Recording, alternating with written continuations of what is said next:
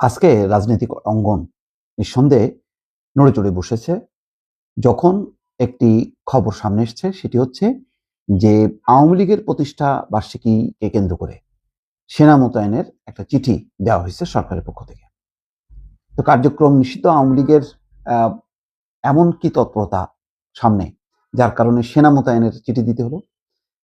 তার মানে এক্সিস্টিং যে পুলিশ আইন শৃঙ্খলা রক্ষাকারী বাহিনী আছে, তারা কি যথেষ্ট না? সেটাই তো প্রমাণ হয় যে যেমন ডক্টর মোহাম্মদ ইউনূসের সময় প্রয়োজন হয়েছে সত্য, এবং সেই কারণে ঘন ঘন বিভিন্ন জায়গায় সেনা মোতায়েন করতে হয়েছে। আইন শৃঙ্খলা পরিস্থিতির অনেক গুলো ঘটনায় সেনাবাহিনীর সদস্যরা যে সামাল দিয়েছে।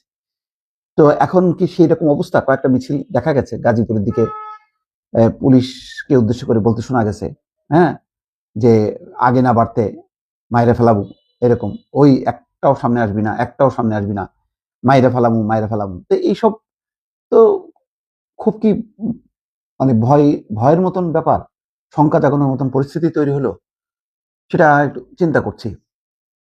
এমনি ফাঁকে ফুঁকে বিভিন্ন তারা ছোট ছোট মিছিল টিছিল করে, তো এগুলি তো ঠেকানো মুশকিল, কারণ আওয়ামী লীগ একটি বড় রাজনৈতিক সংগঠন, তার একটা অবস্থান আছে, তার সঙ্গে রাজনৈতিক একটা সেটেলমেন্টে এখনো যাওয়া সম্ভব হয়নি। সেটা সরকারকে দোষ দিব না, এটার মূল দায়িত্ব ছিল আওয়ামী লীগের। আওয়ামী লীগ কিভাবে রাজনীতিটা করতে চায় সেই রূপটা এখনো প্রকাশিত না। সবচেয়ে বড় কথা হলো যে তাদের বিরুদ্ধে গণহত্যার বিচার চলছে। সেই বিচারে শেখ হাসিনার ইতিমধ্যে দণ্ড হয়েছে, মৃত্যুদণ্ড হয়েছে, অন্যান্য নেতাদেরও দণ্ড চলছে। এই অবস্থায় আওয়ামী লীগ স্বাভাবিক কার্যক্রম করবে, এটা মনে করার কোনো কারণ নেই। সুতরাং সংগত কারণেই সরকার তার যে নিষেধাজ্ঞা তার কার্যক্রমের উপর ইউনূস সরকার আমলে সেটি বহাল রেখেছে। তো এর মধ্যে নির্বাচন হয়েছে, নির্বাচনের পর আওয়ামী লীগের সেই অবস্থানটা একেবারেই শূন্য একটা অবস্থা দেখা গিয়েছিল, যে কোথাও কোনো তার কার্যক্রম নেই, সারা শব্দ নেই। শেখ হাসিনাও কোনো অডিও ডায়লগ দেয় না, ভাষণ দেয় না। তো এক সম্প্রতি আবার তাদের নাড়াচাড়া বোঝা যাচ্ছে। তো এখানে বলা হচ্ছে যে আওয়ামী লীগের নেতাকর্মীরা নির্বাচনে অংশ নিয়েছে, তারা কোথাও আওয়ামী লীগ, কোথাও কোথাও বিএনপি, কোথাও মানে জামাতকে ভোট দিয়েছে, এনসিপিকেও ভোট দিয়েছে। তো এখন তারা কেন তাদের অধিকার ফিরে পাবে না?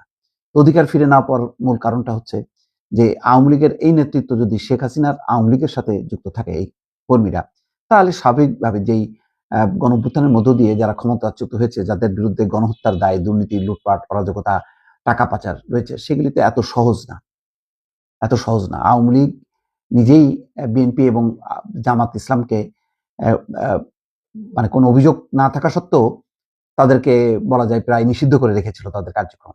তো এত অপরাধের পর আওয়ামী লীগের কার্যক্রম কেউ মুক্ত করে দেবে, এটা মনে করার কোনো কারণ নেই। কিন্তু একটাই জিনিস যেটা, সেটা হলো যে তাদের এই শক্তি বৃদ্ধির নেপথ্যের কারণটা কি? এখানে যে চিঠি দেওয়া হয়েছে সেনাবাহিনীকে, তাতে দেখা যাচ্ছে ঢাকা, চট্টগ্রাম, গাজীপুর মহানগর, নারায়ণগঞ্জ, গোপালগঞ্জ এবং ফরিদপুর জেলায় আইন শৃঙ্খলা রক্ষা, জননিরাপত্তা নিশ্চিত করা এবং জনগণের জানমালের সুরক্ষায় 9 দিনের জন্য প্রয়োজনীয় সংখ্যক সেনা মোতায়েনের অনুরোধ করা হয়েছে। 22 থেকে 30 June in aid two civil পাওয়ার হিসেবে সেনা সদস্যরা কাজ করবেন বলে চিঠিতে উল্লেখ করা হয়। 23 জুন অর্থাৎ কালিত আগামীকাল তাদের প্রতিষ্ঠা বার্ষিকী, সেটাকে সামনে রেখে মিছিল, শোডাউন এবং অন্যান্য কর্মসূচি পালন করবে, যেটা এখন আইনের দৃষ্টিতে বেআইনি, সেটা ঠেকানোর জন্য এই প্রস্তুতি নেওয়া হচ্ছে। কিন্তু এগুলি করে কি আওয়ামী লীগকে ঠেকানো যাবে কিনা? আর আওয়ামী লীগ তার অবস্থান থেকে যদি বিচ্যুত না হয়, তাহলে এটা বোঝাই যায় যে ক্ষমতাসীন বিএনপি সরকারের সঙ্গে এবং ক্ষমতার বাইরে বিরোধী দল জামাত, এনসিপির সাথে এবং বিএনপি, এই দলগুলোর সঙ্গে মানে সামনে বিরোধ, সংঘাত, এটা অনিবার্য। এখন জানি না এর মধ্যে জামাত পৃষ্ঠপোষকতা দেবে কিনা, না মানে নিয়ম অনুযায়ী দেওয়ার কথা না, বা বিএনপিও কোনো সেটেলমেন্টে যাবে কিনা, সেটা এখন বোঝা যাচ্ছে না। আপাতত একটা শক্তি অর্জন করেছে আওয়ামী লীগ, সেটা প্রকাশ পেল অন্তত এই চিঠির মধ্য দিয়ে। এটা অবশ্যই বলা যায় যে সম্মিলিতভাবে রাজনৈতিক দলগুলো এখন পর্যন্ত গণঅভ্যুত্থানের পর তাদের যেই অবস্থান, সেই অবস্থানটা যে সুসংহত হয়নি, অন্তত আওয়ামী লীগের এই শক্তি বৃদ্ধির মধ্য দিয়ে সেটি প্রমাণ হচ্ছে।